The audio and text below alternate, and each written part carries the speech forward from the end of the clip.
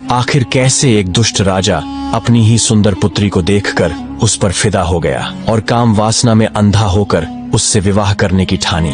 प्राचीन समय की बात है। किसी राज्य में राजा कालभद्र राज्य करते थे। राजा कालभद्र कुछ सनकी किस्म के थे। एक बार राजा भ्रमण करते करते जंगल में चले गए। जंगल में घूमते घूमते उनकी भेंट एक सन्यासी से हुई। वह सन्यासी एक पाखंडी था। राजा साधु संतों पर बहुत भरोसा करते थे। उस सन्यासी को देखकर राजा के मन में कुछ जिज्ञासा उठी। राजा ने सन्यासी को अपना परिचय दिया और पूछने लगे, हे बाबा, आप बहुत ज्ञानी मालूम पढ़ते हैं। मेरी रानी इस समय गर्भवती है। मैं जानना चाहता हूँ कि उनकी कोख से पुत्र होगा या पुत्री। सन्यासी ने कहा, राजन, मैं यह तो नहीं जानता कि तुम्हारी रानी की कोख से पुत्र होगा या पुत्री, पर इतना जरूर कह सकता हूँ कि अगर तुम्हारी रानी ने किसी पुत्री को जन्म दिया तो तुम्हारा सर्वनाश हो जाएगा। सन्यासी की यह बात सुनकर राजा बड़ा भयभीत हो गया। सोचने लगे कि अगर मेरी रानी ने किसी पुत्री को जन्म दे दिया तो मैं कहीं का नहीं रहूंगा। यह सब सुनकर राजा महल की ओर चल दिया। अब इस बात से राजा को बेटी के नाम से नफरत होने लगी। वह तुरंत महल वापस लौट आए। महल आकर उन्होंने अपनी रानी से आकर यह बात कही कि हमारे घर में भूल कर भी पुत्री का जन्म नहीं होना चाहिए। अगर हमारे घर में पुत्री पैदा हुई तो मैं तुम्हें जान से मार दूंगा और उस पुत्री को भी मार डालूंगा। राजा की यह बात सुनकर रानी डर गई। वह जानती थी कि राजा बड़े ही जिद्दी किस्म के हैं। अगर पुत्री का जन्म हो गया तो वह उसे मरवा सकते हैं। इतना कहकर राजा वहां से चले गए। अब तो रानी रोज भगवान से प्रार्थना करती थी, हे परमात्मा, मुझे पुत्री मत देना, वरना राजा उसे जीवित नहीं छोड़ेंगे। दोस्तों, भगवान की कृपा से राजा कालभद्र की रानी ने सर्वप्रथम एक पुत्र को जन्म दिया। यह देखकर रानी और राजा दोनों बहुत प्रसन्न हुए। राजा तो इसलिए प्रसन्न हुआ कि पुत्री न हुई, किंतु रानी इसलिए प्रसन्न हुई कि अगर पुत्री होती तो कन्या हत्या का दोष लगता। अब ऐसे ही और कुछ दिन बीतते रहे। कुछ समय बाद रानी ने फिर से गर्भ धारण किया। बच्चे के जब जन्म होने का समय आया, उसी दौरान राजा को किसी जरूरी काम से दूसरे राज्य में जाना पड़ गया और उसे लौटने में कई दिन लगने वाले थे। जाने से पहले राजा ने अपनी रानी से कहा था, यदि तुम्हारी गर्भ से बेटी का जन्म हो तो उसे मरवा देना, मैं बेटी की सूरत नहीं देखना चाहता। यह सब कहकर राजा चला गया था, लेकिन इसी दौरान रानी ने एक पुत्री को जन्म दिया। इस बात का डर वही हो गया। बेटी को देखकर रानी घबराई। सोचने लगी कि राजा के आदेश के अनुसार बेटी की हत्या करनी पड़ेगी। ये निंदनीय काम मैं कैसे करूंगी? मैं एक माँ हूँ और मेरे लिए जितना मेरा पुत्र प्यारा है उतनी ही बेटी प्यारी है। अब तो बेटी को देखकर रानी एकदम से रोने लगी और कहने लगी, हे भगवान, अब मैं क्या करूं? कन्या हत्या का पाप बहुत बड़ा होता है। रानी बहुत बड़े धर्म संकट में फंस चुकी थी। रानी को रोते हुए देखकर उनकी जो दासी थी वह उनके पास आई और पूछने लगी, महारानी जी, घर में पुत्री हुई है, ये तो बड़े ही सौभाग्य की बात है, पर आप तो बैठी रो रही हैं, इसका क्या कारण है? क्या कोई अनहोनी हो गई? रानी बोली, हे दासी, वास्तव में जो नहीं होना चाहिए था वही तो हो गया। तब रानी ने दासी को पूरी बात बता दी कि हमारे महाराज ने इस कन्या को मारने का आदेश दिया है। अब आप ही बताइए कि मैं इस मासूम बच्ची की जान कैसे ले सकती हूँ। तब दासी ने रानी से कहा, हे रानी साहिबा, आप चिंता मत कीजिए। आप राजा से कह दीजिए कि आपने बेटी को मारवा दिया है। मैं आपकी बेटी को सबके सामने मारने के लिए ले जाऊंगी, पर मैं इसे मारूंगी नहीं, बल्कि इसे पाल लूंगी। और यदि कोई पूछेगा तो मैं कह दूंगी कि यह बच्ची मेरी भतीजी है। इससे इस बच्ची की जान भी बच जाएगी और राजा की नजरों से दूर भी हो जाएगी। इसके पालन पोषण को लेकर आप निश्चिंत रहो, मैं इसे अपनी बेटी की तरह पालूंगी। यह सुनकर रानी को बड़ी खुशी हुई। वह सोचने लगी कि यह बेटी भले ही मुझे देखने को न मिले, लेकिन कम से कम वह जीवित तो रहेगी। तब रानी ने बड़े उदास मन से कुछ धन आभूषण अपनी पुत्री के पालन पोषण के वास्ते उस दासी को दे दिए और दासी से रानी ने कहा, हे दासी, मैं आपका यह एहसान जिंदगी भर कभी नहीं भूलूंगी। जब तुम्हारे लिए धन की जरूरत पड़ेगी तो मैं तुम्हें इससे भी अधिक दौलत दूंगी, लेकिन मेरी पुत्री का यह सच कभी खुलने मत देना। इतना समझाने के बाद रानी ने अपनी उस पुत्री को दासी के हवाले सौंप दिया और धीरे धीरे पूरे राज्य में और महल में यह खबर फैला दी कि दासी ने वह बच्ची लेकर जाकर मार दिया और उसे जमीन में दफना दिया। इधर क्या हुआ?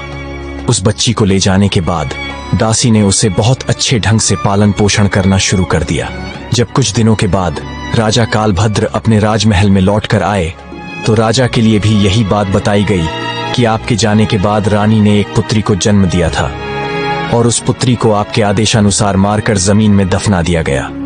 यह सुनकर राजा को बड़ी खुशी हुई। इधर दासी उस बच्ची को अपनी भतीजी बताकर पालने लगी और जब भी रानी को उस बच्ची को देखने की इच्छा होती थी तो वह उसे लेकर राजमहल चली आती थी। उस बच्ची को देखकर रानी की ममता उमड़ने लगती। रानी चोरी छिपे उस बच्ची को प्रेम कर लिया करती। पुत्री को देखकर रानी को बड़ा सुकून मिलता था। वह जब जब चाहती दासी को धन, वस्त्र और आभूषण दे दिया करती थी। इधर रानी के आदेश के अनुसार उस दासी ने पुत्री की परवरिश में किसी प्रकार की कमी नहीं छोड़ी। ऐसे ही समय बीतता गया। जो पुत्री रानी ने दासी के हवाले की थी, वह धीरे धीरे बेटी बड़ी होने लगी और जवान हो गई। राजमहल में उसका पालन पोषण नहीं हुआ। वह एक गरीब दासी के घर में पली बड़ी थी, पर फिर भी वह एक सुंदर राजकुमारी जैसी दिखती थी। जब वह जवान हो गई तो दासी ने उसे राजमहल ले जाना बंद कर दिया। वह पूरे दिन दासी के घर में ही रहती थी। एक दिन की बात है, राजा कालभद्र अपने नगर का भ्रमण कर रहे थे। जब उनकी सवारी उसी दासी के घर के सामने से होकर निकली तो वह कन्या अपनी छत पर नहाकर अपने केश सुखा रही थी। रूपवती तो वह थी ही, उस समय और भी अधिक सुंदर प्रतीत हो रही थी। रथ पर बैठे राजा कालभद्र की अचानक उस कन्या पर नजर पड़ी। उस कन्या को देखकर राजा एकदम स्तंभित रह गए, क्योंकि वह अति सुंदर थी। राजा उस युवती की सुंदरता देख उससे विवाह करने का विचार करने लगे। महल पहुंचते ही राजा ने अपने मंत्री से पूछा, हे मंत्री, वह राजकुमारी सी दिखने वाली कन्या कौन थी? मुझे तो उसके रूप ने घायल कर दिया। अतिशीघ्र इसका पता लगाओ। मंत्री तुरंत पता लगाने गया और पता करके राजा को सूचित किया, महाराज, वह कन्या एक बूढ़ी औरत की भतीजी है। रात भर राजा की नींद हराम रही। बार बार उसी लड़की का चेहरा उनकी आंखों के सामने आता रहा। सवेरा होते ही राजा ने मंत्री से कहा, मंत्री जी, वह लड़की बहुत सुंदर है। उसने मेरी रातों की नींद उड़ा दी। उसकी मोहक मूरत मुझे बार बार परेशान करती है। उसके बिना अब मैं रह ना पाऊंगा। एक काम करो, कुछ लोगों को साथ ले जाकर तुम उस बूढ़ी औरत के घर जाओ और उस लड़की के साथ मेरी शादी की बात करो। उसी दिन राजा के कहने पर मंत्री अपने कुछ सैनिकों के साथ उस बूढ़ी औरत के घर गया और दासी से कहा कि हमारे राजा साहब आपकी पुत्री से विवाह करना चाहते हैं और आपकी पुत्री को राजा साहब अपनी रानी बनाना चाहते हैं। मंत्री के मुख से ऐसे शब्दों को सुनने के बाद दासी के एकदम से होश उड़ गए। वह मन ही मन सोचने लगी, हे भगवान, यह कैसा अनर्थ होने जा रहा है। आखिर अब मैं क्या करूं? वह कन्या तो उसी राजा की पुत्री है और राजा इस बात को नहीं जानता है। उसी समय उस बूढ़ी माँ ने साफ इनकार करते हुए कहा, भाई, मैं एक गरीब स्त्री हूँ। मेरी भतीजी राजा साहब के योग्य नहीं है, इसलिए आप दोबारा इस रिश्ते को लेकर कभी मेरे घर मत आइए। मंत्री ने कहा, ओ मूर्ख बुढ़िया, राजा कालभद्र के साथ अपनी बेटी का विवाह करने से इनकार कर रही है। तुम्हें तो अपने भाग्य पर खुश होना चाहिए कि राजा स्वयं तेरी बेटी से विवाह करने के इच्छुक हैं। मंत्री के बार बार कहने पर भी उस बूढ़ी औरत ने राजा के साथ अपनी बेटी का विवाह करने से साफ इनकार कर दिया। हारकर मंत्री वापस महल चला गया और राजा को सारी बात बताई कि वह बूढ़ी औरत अपनी बेटी का विवाह करने से इनकार कर रही है। अगली सुबह राजा ने उस बूढ़ी औरत को लालच देने का निश्चय किया। उसने कुछ सैनिकों को सोना चांदी लेकर उस बूढ़ी औरत के घर भेजा ताकि वह विवाह के लिए तैयार हो जाए, लेकिन वह बूढ़ी औरत फिर भी राजी नहीं हुई। फिर से मंत्री महल लौट आया और राजा को सारी बात बताई। अब यह सब सुनकर राजा बहुत गुस्से में आ चुका था। राजा ने उसी समय हुक्म दे दिया कि उस बूढ़ी औरत को तुरंत पकड़कर हमारे दरबार में लाओ। हुक्म पाकर राजा के सिपाही तुरंत उस दासी के घर गए और उसे बंदी बनाकर लेकर आए। बंदी बनाने के बाद दरबार में लाकर उस बूढ़ी औरत की खूब पिटाई की गई। सैनिकों की मार वह बूढ़ी बर्दाश्त नहीं कर पाई। कोड़ों की मार पर ढहते ही बूढ़ी औरत राजा के समक्ष चीखते हुए गिर पड़ी और उसने सारी सच्चाई बता दी। वह हाथ जोड़कर बोली, हे महाराज, वह लड़की कोई और नहीं बल्कि आपकी सगी पुत्री है। जब आपकी कन्या हुई थी तो आपकी रानी ने मुझे वह बच्ची मारने के लिए दी थी, पर मैंने मारना ठीक न समझा। मारने की बजाय मैंने उसे अपने घर पर रखकर अपने भाई की बेटी बताकर पालना उचित समझा। मैंने ही आपकी पुत्री को पाल पोसाकर बड़ा किया है। यदि आप अपनी ही पुत्री से विवाह करेंगे तो यह बहुत बड़ा पाप होगा।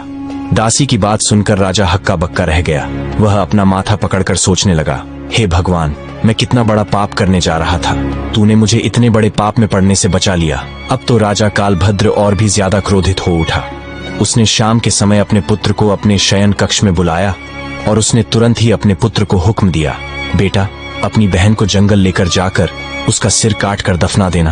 प्रमाण के लिए उसके दोनों आंखें निकालकर मुझे दिखा देना। अब राजकुमार अपने पिता के ऐसे आदेश सुनकर वह बहुत परेशान हो गया। वह सोचने लगा, पिताजी ने मुझे कितना बड़ा पाप सौंप दिया है। इतने वर्षों के बाद मुझे मेरी बहन मिली है और मुझे उसे अपने हाथों मारना होगा। भगवान कभी मुझे क्षमा न करेंगे। हे भगवान, यह पाप मुझसे न कराना। कैसे मैं उसकी आंखें निकाल कर ले जाऊं? यदि मैं कत्ल करने से मना कर दूंगा तो पिताजी बहुत जिद्दी हैं। वह मुझसे न हो तो किसी और से मेरी बहन को मरवा देगा। अब मजबूर होकर राजकुमार अपनी बहन के पास पहुंचा, उसको लेकर जंगल की ओर चल देता है। जाते समय भाई का प्रेम बहन के लिए उमड़ पड़ा और उसने कहा, हे बहन, किसी भी सूरत में मैं तुम्हारा कत्ल नहीं करूंगा। मैं तुम्हें यहीं जंगल में छोड़ दे रहा हूँ, आगे तुम्हारी किस्मत का फैसला होगा। तब बहन ने जवाब दिया, भैया तुम मुझे मार दो और मेरी आंखें निकाल कर पिताजी के सामने ले जाकर दिखा दो, और यदि तुम मेरी आंखें निकाल कर नहीं ले जाओगे तो पिता तुम्हें भी मार डालेंगे। उस समय दोनों भाई बहन आपस में लिपटकर बहुत रोए। दुखों का पहाड़ उन पर टूट पड़ा था और वे कुछ समझ न पाए कि क्या करें। अंत में राजकुमार ने निश्चय किया कि वह अपनी बहन को नहीं मारेगा। उसने कहा, बहन, मैं तुम्हें इस जंगल में छोड़कर जा रहा हूँ, आगे भगवान की मर्जी है कि वह तुम्हारे साथ क्या करेगा। फिर उसने बहन को वहीं जंगल में छोड़ दिया और आगे बढ़ गया। आगे जाकर उसे एक हिरण दिखाई दिया। उसने तुरंत उस हिरण का वध किया और उसकी दोनों आंखें निकाल लीं। उसके बाद वह महल लौट आया और अपने पिता के समक्ष उन हिरण की आंखें रखकर कहने लगा, पिताजी, मैंने बहन को मारकर एक नदी में फेंक दिया है। वे आंखें देखकर राजा कालभद्र को भी भरोसा हो गया कि वास्तव में मेरे पुत्र ने उस लड़की को मार दिया है। यह सब देखकर राजा बहुत प्रसन्न हुआ। इधर रानी ने अपने बेटे को अपने पास बुलाया और पूछा, बेटा, क्या तू सच में अपनी बहन को मार कर आया है? तब राजकुमार कहता है, हे माँ, मैं आपसे झूठ नहीं बोलूंगा। मैंने अपनी बहन को नहीं मारा, बल्कि उसे जंगल में छोड़कर चला आया हूँ। यह सुनकर रानी को बड़ा सुकून मिला। वह भगवान से प्रार्थना करने लगी, हे भगवान, तुम्हारा बहुत बहुत धन्यवाद जो तुमने मेरे बेटे को सद्बुद्धि दी। मेरी बेटी जंगल में अकेली भटक रही होगी, आप उसकी रक्षा करना और उसे ऐसी जगह पहुंचा देना जहां उसके जीवन की नौका पार हो जाए। अब राजकुमारी जंगल में पत्ते फूल खाकर धीरे धीरे अपना गुजारा करने लगी। पेड़, पत्थर और कंटीली झाड़ियों के बीच घूमते घूमते उसके वस्त्र बिल्कुल फट चुके थे। वह अर्धनग्न अवस्था में उसी जंगल में भटक रही थी। कई दिन उसे जंगल में बीत गए। वह घनी झाड़ियों के बीच छिपकर सो जाती थी। एक दिन उसी जंगल में दूसरे राज्य का राजा चंद्रभान शिकार खेलने के लिए आया। इधर राजकुमारी वृक्षों से फल तोड़कर खा रही थी। उधर जैसे ही उसके कानों में घोड़ों की आवाज पहुंची तो राजकुमारी घनी झाड़ियों के बीच छिपकर बैठ गई। संयोग से राजा चंद्रभान उसी वृक्ष के नीचे आकर विश्राम करने बैठ गया। अचानक राजा की नजर उन झाड़ियों की ओर गई। उसने देखा कि झाड़ियों के बीच कोई बैठा है। किसी मनुष्य की आकृति दिखाई दे रही थी। राजा ने तुरंत आवाज लगाई, तुम कौन हो और इन झाड़ियों के बीच क्या कर रहे हो? जो भी हो, तुरंत बाहर निकल आओ। मैं तुम्हें विश्वास दिलाता हूँ, तुम्हें कोई हानि नहीं पहुंचाऊंगा।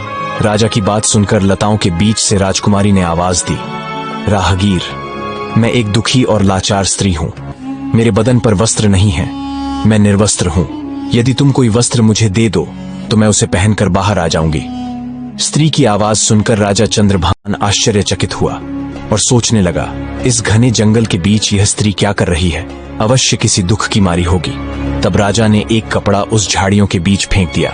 राजकुमारी ने उस कपड़े से अपने शरीर को अच्छी तरह ढका और फिर राजा चंद्रभान के सामने आ गई। राजा ने जब उसकी सुंदरता देखी तो वह उसे देखता ही रह गया।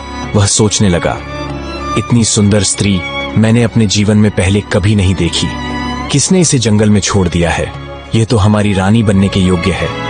तब राजा ने अपने बारे में राजकुमारी को बताया और बोला, सुंदरी, तुम जो भी हो, इससे मुझे कुछ मतलब नहीं है। अब मैं तुम्हें अपनी रानी बनाना चाहता हूँ। राजा चंद्रभान की बात सुनकर राजकुमारी भी उसकी पत्नी बनने के लिए राजी हो गई। कहते हैं, डूबते को तिनके का सहारा भी बहुत होता है। यहाँ तो फिर भी एक राजा था जो उसे अपनी पत्नी बनाना चाहता था। अब राजा चंद्रभान उस कन्या को अपने घोड़े पर बैठाकर अपने राज्य में ले आया तो सबसे पहले वह अपने पिता के समय के एक बुजुर्ग मंत्री के घर पहुंचा और उस लड़की को उस बुजुर्ग मंत्री के घर छोड़ दिया और मंत्री से कहा, हे काका, आप ऐसा समझो कि यह आपकी बेटी है और मैं इस लड़की से विवाह करूंगा। यदि मैं इसे ऐसे ही अपने महल में ले जाता हूं तो लोग कहेंगे कि राजा किसी कन्या को भगा लाया है। इससे मेरी मान प्रतिष्ठा पर आंच पहुंचेगी।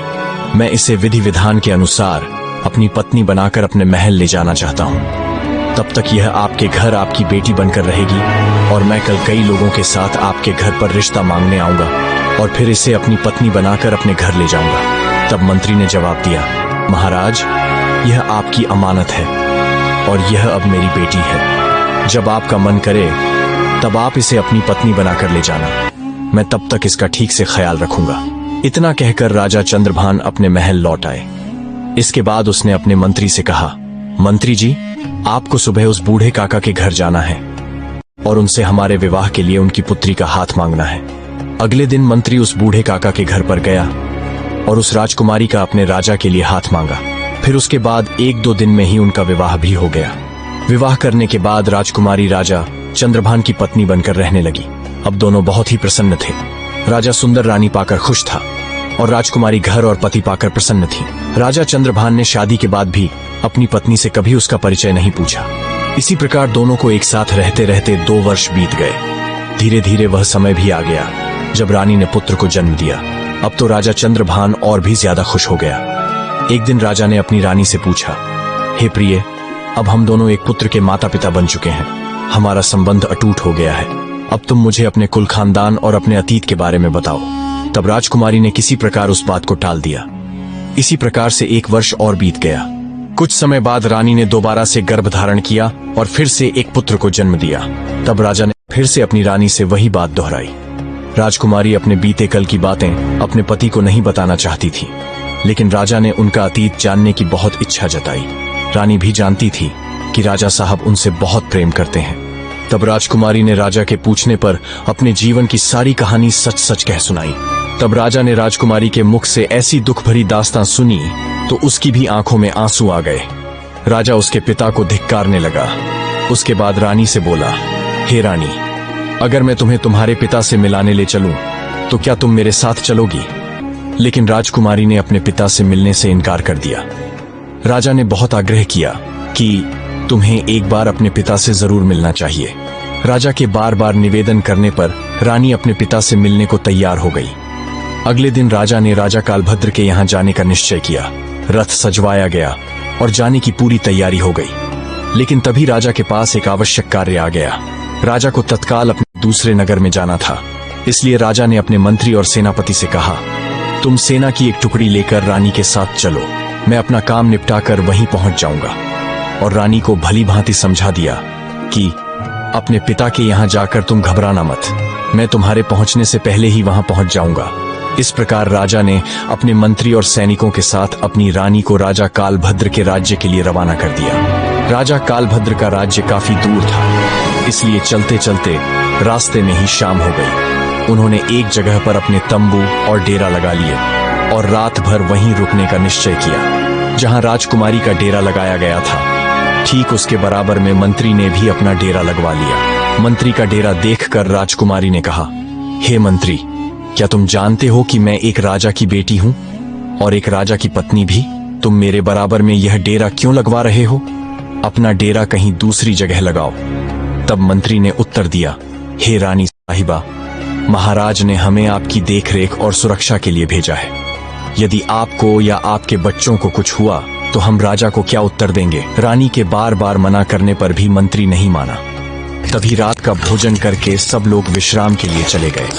यात्रा की थकान के कारण सभी जल्द ही सो गए। रात्रि के दूसरे पहर में मंत्री चुपके से राजकुमारी के डेरे में घुस आया। जैसे ही मंत्री अंदर आया, राजकुमारी तुरंत उठकर बैठ गई। वह मंत्री की बुरी नीयत को भांप गई। अब राजकुमारी को अंदाजा हो गया था कि मंत्री के मन में कुछ कुटिल विचार हैं। राजकुमारी ने क्रोध से कहा, खबरदार, जो मुझे छुआ तो तुरंत डेरे से बाहर निकल जाओ। राजकुमारी ने मंत्री को बार बार बाहर जाने को कहा, लेकिन मंत्री ने उसकी एक भी बात नहीं मानी और धीरे धीरे आगे बढ़ता चला गया।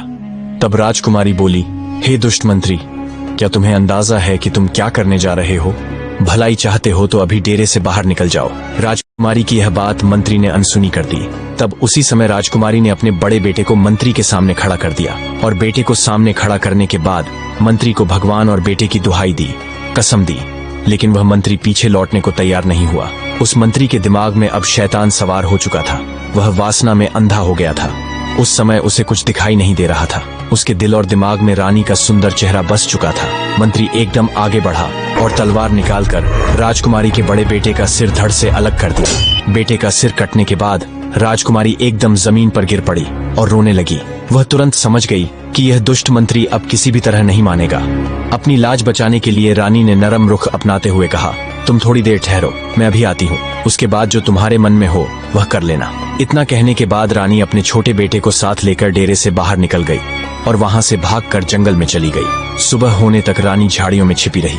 जब सुबह हुई और वह लौटकर अपने डेरे में आई तो उसने देखा कि उसके बेटे का सिर कटा हुआ पड़ा है और शरीर अलग पड़ा है। अपने बेटे की लाश देखकर रानी की हालत और भी खराब हो गई, पर वह कर भी क्या सकती थी। उस शैतान मंत्री के सामने वह बेबस थी। वह मन ही मन में सोचने लगी कि राजा के आते ही वह मंत्री को फांसी दिलवा दूंगी। बेटे की मृत्यु का गम अपने मन में छिपाए रानी सैनिकों के साथ आगे बढ़ी। चलते चलते जब शाम हुई तो उन्होंने अगले पड़ाव के लिए एक और जगह तंबू लगाए। अब दूसरी रात के लिए नया डेरा डाला गया। जहां राजकुमारी का डेरा था उसके पास ही सेनापति ने भी अपना डेरा लगाया। राजकुमारी ने सेनापति को बुलाकर कहा, तुम अपना डेरा यहाँ से दूर हटाकर लगवाओ। सेनापति ने उत्तर दिया, हे राजकुमारी, मेरी जिम्मेदारी है कि मैं आपकी सुरक्षा करूं। राजकुमारी के बार बार मना करने पर भी सेनापति ने अपना डेरा वहां से नहीं हटाया। अब राजकुमारी सब समझ चुकी थी। इस चिंता में वह पूरी रात नहीं सोई। जैसे ही आधी रात हुई उसी समय सेनापति के दिमाग में भी वासना का शैतान सवार हो गया। वह रात्रि के समय राजकुमारी के डेरे में प्रवेश कर गया। तब राजकुमारी ने उसे ललकार कर कहा, हे सेनापति, क्या तुम नहीं जानते कि मैं कौन हूँ? तुम्हें पता होना चाहिए, मैं एक राजा की पत्नी हूँ और राजा की बेटी भी हूँ। ये सब जानते हुए भी तुम मेरे डेरे में घुसे चले आ रहे हो। तुम तुरंत ही मेरे डेरे से बाहर निकल जाओ। लेकिन वह दुष्ट सेनापति कहाँ मानने वाला था। उसके हृदय में तो काम वासना उत्पन्न हो चुकी थी। वह वासना के चक्कर में अंधा हो गया था। इसीलिए राजकुमारी के बार बार निवेदन करने पर भी उस सेनापति ने राजकुमारी की एक भी बात नहीं मानी। जब वह राजकुमारी की ओर बढ़ने लगा तो राजकुमारी ने अपने छोटे बेटे को उस सेनापति के आगे कर दिया और उसकी कसम दी, तुझे मेरे बेटे की कसम है, यदि तूने मेरे ऊपर बुरी नजर डाली भी तो। राजकुमारी के इन शब्दों को सुनने के बाद उस सेनापति ने अपने पास से खंजर निकाला और उस छोटे से बच्चे को खंजर से गोद दिया। इस प्रकार राजकुमारी का दूसरा बेटा भी मर गया। यह सब देखकर राजकुमारी डेरे से भाग निकली। तभी उसके पीछे सेनापति भी भागा, पर वह उसे पकड़ नहीं पाया। राजकुमारी जंगल से भागते हुए एक नदी के सामने आ रुकी, लेकिन तभी उसके पीछे सेनापति भी आ गया। अब राजकुमारी मन में सोचने लगी, जब मेरी संतान ही नहीं रही तो ऐसे में मैं जी कर क्या करूंगी। ऐसा निश्चय करके वह मरने के उद्देश्य से नदी में कूद गई। सेनापति यह देखकर आश्चर्यचकित रह गया और वहां से चला गया। परंतु नदी का पानी का बहाव इतना तेज था कि जैसे ही राजकुमारी उस नदी में कूदी, पानी का बहाव उसे एकदम खींच ले गया। जंगल के एक छोर पर नदी बहती हुई जा रही थी। नदी में बहते बहते वह जंगल के उसी किनारे पर जाकर रुक गई। सुबह हो चुकी थी। वहां दो योगी उसी नदी में स्नान करने के लिए आए थे। उसी समय उन योगियों ने देखा कि कोई औरत इस नदी के किनारे पड़ी है, तो उन दोनों योगियों ने उसे पकड़कर बाहर निकाला और उसे होश में लाया। होश में आते ही राजकुमारी के पैरों तले जमीन खिसक गई। अब राजकुमारी मन सोचने लगी, उस मंत्री और सेनापति से तो मुझे जैसे तैसे छुटकारा मिल गया, अब यहाँ इन दो योगियों ने मुझे घेर लिया है। जैसे ही दोनों योगियों ने राजकुमारी को पकड़कर खड़ा किया, तब तक वहां दो और योगी आ पहुंचे। अब तो राजकुमारी और भी डर गई। सोचने लगी, अब तो मैं और भी बड़ी मुसीबत में फंस गई हूं। अब क्या होगा। वह राजकुमारी इतनी सुंदर थी कि जो कोई उसे देख लेता था वह पागल हो जाता था। अब तो वे योगी आपस में लड़ने लगे, एक दूसरे को धक्का मुक्की करते हुए कहने लगे, यह राजकुमारी मेरी है, नहीं यह मेरी है। आखिर में योगियों ने यह सलाह की कि ऐसे तो फैसला नहीं होगा, हम अपने गुरुजी के पास इस राजकुमारी को लेकर चलते हैं, वही फैसला करेंगे। अब वे सब अपने गुरुजी के पास चल दिए। गुरुजी के पास पहुंचने के बाद योगियों ने गुरु से सारी बात कह सुनाई। योगियों के जो गुरु थे वे बड़े ही विद्वान और तपस्वी संत थे। गुरुजी ने उस औरत को देखते ही समझ लिया कि यह स्त्री किसी राजघराने से है। अपने शिष्यों को एक स्त्री के पीछे आपस में लड़ते देखकर गुरु योगियों को समझाने लगे और बोले, तुम चारों भाई हो और तुम्हारी कोई बहन नहीं है। तुम एक काम करो, इसे अपनी बहन के रूप में स्वीकार कर लो। यदि यह तुम्हारी बहन बनकर आश्रम में रहेगी तो एक न एक दिन तुम्हारी जिंदगी बदल जाएगी। इस प्रकार गुरु के समझाने पर योगियों को समझ आ गई और उन्होंने राजकुमारी को अपनी बहन बना लिया। साधु उस राजकुमारी के पिता यानी राजा कालभद्र के राज्य में ही रहते थे। अब राजकुमारी को यह पता चल चुका था कि वह अपने पिता के राज्य में प्रवेश कर चुकी है। राजकुमारी अब उन्हीं महात्माओं के आश्रम में रहने लगी। वे चारों योगी उसे अपनी बहन की तरह रखते थे। उधर राजा जब अपना काम करके वापस लौटा तो वहां अपनी पत्नी और बच्चे को न पाकर वह दुखी हो गया और सेनापति और मंत्री से उसके बारे में पूछने लगा। तब मंत्री और सेनापति एक साथ बोले, हे महाराज, हमें क्षमा करें, आपकी रानी नहीं थी, वह तो एक डायन थी। उसने आपके दोनों पुत्रों की हत्या कर दी और यहाँ से भाग गई। यह सब सुनकर पहले तो राजा को विश्वास नहीं हुआ, लेकिन कुछ देर बाद राजा ने सोचा, अगर कोई झूठ बोलेगा तो एक बोलेगा, दूसरा क्यों बोलेगा। फिर उन्हें यह बात सच लगी। यह खबर सुनकर वह बहुत दुखी हुआ कि उसके दोनों पुत्र अब इस दुनिया में नहीं रहे। फिर राजा चंद्रभान ने आदेश दिया, अब हमें उसके पिता राजा कालभद्र के पास अवश्य चलना चाहिए। इस प्रकार राजा चंद्रभान अपने सेनापति और मंत्री के साथ अपनी पत्नी के पिता के राज्य की ओर चल पड़ा। उधर राजकुमारी ने अपने चारों योगी भाइयों से कहा, हे भाइयों, तुम राजा के पास जाकर कहना कि हमारी बहन आपके दरबार में एक अब कभी न सुना हुआ किस्सा सुनाना चाहती है। यदि महाराज सुनना चाहें तो हम उसे दरबार में लेकर आएंगे, क्योंकि राजकुमारी जानती थी कि उसके पिता को किस्से कहानियां सुनना बहुत पसंद है। अब वे चारों योगी भिक्षा के बहाने राजा कालभद्र के दरबार में पहुंचे और राजकुमारी का संदेश राजा तक पहुंचाया। योगियों की बात सुनने के बाद राजा ने तुरंत अनुमति दे दी और कहा, यदि हमें तुम्हारी बहन की कहानी पसंद आई तो हम उसे अपने महल में ही रख लेंगे। अगले दिन योगी अपनी बहन को लेकर राज दरबार में पहुंचे। उस समय राजकुमारी योगिनी के वेश में थी, इसलिए कोई उसे पहचान नहीं पाया। जब उसने दरबार में कहानी सुनाना शुरू किया तो सब लोग बड़े ध्यान से सुनने लगे। राजा को उस लड़की की कहानी बहुत पसंद आई। उसने बहुत सारा इनाम दिया। योगियों को तो इनाम देकर विदा कर दिया, लेकिन उस लड़की को अपने महल में रख लिया। थोड़ी देर बाद योगी लौट आए और राजा से बोले, हे महाराज, हम चाहते हैं कि आप हमारी बहन को हमारे साथ ही रहने दें। जब भी आपको कहानी सुनने की इच्छा होगी हम उसे लेकर आ जाएंगे। वह बचपन से हमारे साथ पली बड़ी है, राजसी सुख सुविधाओं से दूर रही है। महल में रहकर वह अकेलापन महसूस करेगी। राजा ने योगियों की बात समझी और राजा ने योगियों से कहा, यह लड़की कल भी हमारे यहाँ कहानी सुनाने आएगी। योगियों ने भी हामी भर दी और वहाँ से चले गए। राजकुमारी को पता था कि उसका पति अवश्य उसे ढूंढता हुआ उसके पिता के पास आएगा। अगले दिन ऐसा ही हुआ। जब राजकुमारी राजा को किस्सा सुनाने के लिए उनके राज दरबार में आई तो उसने अपने पति के साथ साथ मंत्री और सेनापति को भी वहीं बैठे हुए देखा। तब राजकुमारी ने सोचा, आज तो ये सभी यहाँ उपस्थित हैं। फिर राजकुमारी ने अपना चेहरा घूंघट से ढका। वह अपनी जगह पर आकर बैठ गई और अपने पिता से बोली, हे राजन, आज मैं आपके लिए एक बहुत ही दर्द भरी कहानी लेकर आई हूँ। यदि कहानी शुरू करने से पहले किसी को कोई जरूरी कार्य हो तो अभी दरबार से उठकर जा सकता है। कहानी के दौरान यदि कोई व्यक्ति बीच में से उठकर जाएगा तो मैं उसी समय अपना किस्सा सुनाना बंद कर दूंगी। राजा ने उत्तर दिया, बेटी, तुम जैसा कहोगी वैसा ही होगा। कहानी के बीच में से कोई नहीं उठेगा। अब राजा और सभी दरबारी किस्सा सुनने के लिए बैठ गए, जिनमें उसका पति और वह विश्वासघाती मंत्री और सेनापति भी शामिल थे। राजकुमारी ने दरबार में अपना किस्सा आरंभ किया। हे सभा के लोगों, इस किस्से को ध्यान से सुनना, कहते हुए वह बताने लगी। किसी देश में एक राजा रहता था जो बहुत ही जालिम था। उसको कन्या से बहुत नफरत थी। उसने आदेश दिया था कि यदि उसके घर में पुत्री का जन्म हो तो उसे जन्म के तुरंत बाद मार दिया जाए। एक दिन उसके महल एक बेटी ने जन्म लिया। तब उसने अपने बेटे को आदेश दिया कि वह अपनी बहन को जंगल में ले जाकर मार दे और उसकी आंखें निकालकर मेरे पास लाए, ताकि मुझे यकीन हो जाए कि वह मर चुकी है। यह सुनकर राजा कालभद्र, जो वास्तव में उसी कहानी का नायक था, सोचने लगा, यह तो मेरे ही जीवन की कहानी है। भावुक हो गया और बोला, यह किस्सा अंत तक अवश्य सुनाया जाए। अब राजा की आंखों में आंसू आ गए। उसे अपनी करनी पर बहुत पश्चाताप हो रहा था। राजकुमारी आगे बताने लगी, हे महाराज, जब वह भाई अपनी बहन को जंगल में ले गया तो उसने अपनी बहन को नहीं मारा। वह उसे जंगल में छोड़कर स्वयं राजमहल लौट आया। यह सुनकर राजा थोड़ा प्रसन्न हुआ और मन में सोचने लगा, शायद मेरी बेटी आज भी जीवित है। उधर वही राजकुमारी अपनी कहानी आगे बढ़ाते हुए बोली, जब वह भाई अपनी बहन को जंगल में छोड़ आया तो वह बेचारी भूखी प्यासी इधर उधर भटकने लगी। भूख लगने पर वह वृक्षों के पत्ते और फल फूल खाकर अपना पेट भरती थी। इसी तरह वह जीवित रही। धीरे धीरे जंगल में रहते रहते उसके तन पर एक भी वस्त्र शेष नहीं बचा। एक दिन एक राजा घोड़े पर सवार होकर वहां से गुजरा। जब उसकी नजर उस लड़की पर पड़ी तो वह निर्वस्त्र थी। राजा ने अपनी चादर उतारकर उस लड़की को ओढ़ा दी और उसे अपने नगर ले गया और बिना कुछ जाने उस राजा ने उस लड़की से विवाह कर लिया।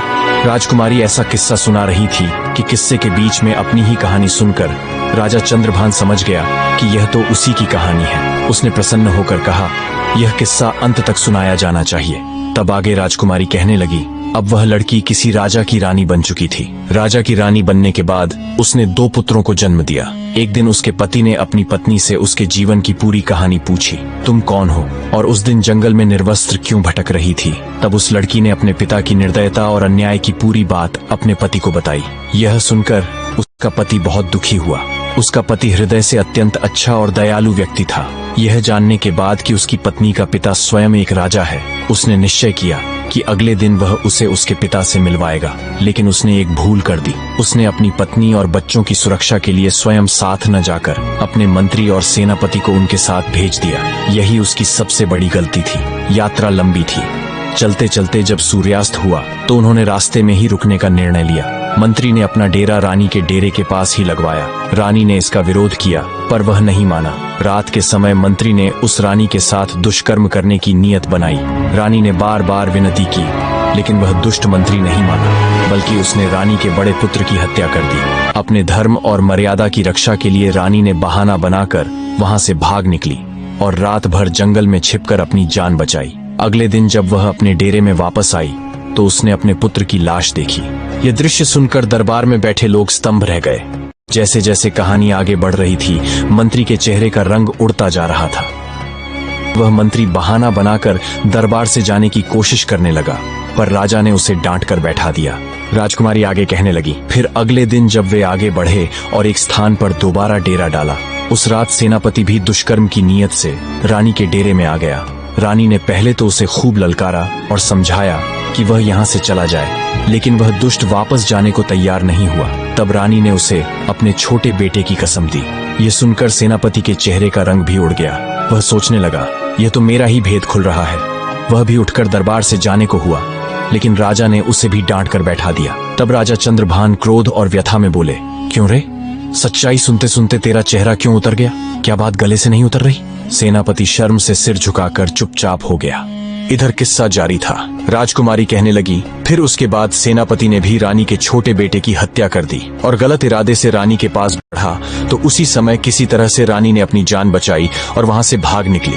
वह दौड़ती हुई एक नदी तक पहुंची और नदी में कूद गई, पर उसकी किस्मत ने वहां भी साथ नहीं दिया। वह बेचारी जीवित बच गई। नदी की तेज धारा में बहते बहते वह जंगल के दूसरे छोर तक पहुंच गई, जहां कुछ सन्यासियों के चेले उसे मिल गए। वे लोग उसे पकड़कर अपने गुरु के पास ले गए। उन सन्यासियों ने भी रानी को अपनी पत्नी बनाना चाहा, पर उनके महान और बुद्धिमान गुरुजी ने उन्हें ऐसा पाप करने से रोक लिया। गुरुजी के बार बार समझाने पर उन सन्यासियों ने उसको अपनी बहन के रूप में स्वीकार कर लिया। फिर वह चारों योगी रानी को कहानी सुनाने के लिए अपने देश के राजा यानी कालभद्र के यहाँ पर ले आए और वह आज कहानी सुना रही है। तभी राजकुमारी ने अपना घूंघट हटाया और राजा के सामने आकर खड़ी हो गई। अपनी पुत्री को देखकर राजा कालभद्र उसे तुरंत पहचान गए। उधर अपनी पत्नी को देखकर राजा चंद्रभान की आंखें भर आईं। अपनी पत्नी को सामने देखकर वह अत्यंत प्रसन्न हुए, लेकिन अपने पुत्रों की मृत्यु का दुख उनके हृदय को खा रहा था। राजा चंद्रभान ने राजा कालभद्र से निवेदन किया, महाराज, मेरा मंत्री और सेनापति ही मेरे सच्चे शत्रु हैं। मुझे अनुमति दीजिए कि मैं स्वयं उन्हें दंड दूं। राजा कालभद्र ने अनुमति दी और उसी समय राजा चंद्रभान ने उन दोनों दुष्टों के सिर काट दिए। पापियों को उनके कर्मों का दंड मिल चुका था। उधर राजा कालभद्र ने अपनी बेटी से बार बार अपने की क्षमा मांगी। पुत्री ने भी अपने पिता को क्षमा कर दिया। कुछ समय तक राजकुमारी अपने पिता के घर पर अपने पति के साथ रही। फिर राजा तेज प्रताप ने अपनी बेटी की बड़ी धूमधाम से विदाई की। राजा चंद्रभान राजकुमारी को लेकर अपने नगर लौट आए और वहाँ वे सदा हंसी खुशी के साथ रहने लगे। मुझे उम्मीद है कि आपको यह कहानी पसंद आई होगी। इसका निष्कर्ष कमेंट में जरूर बताएं।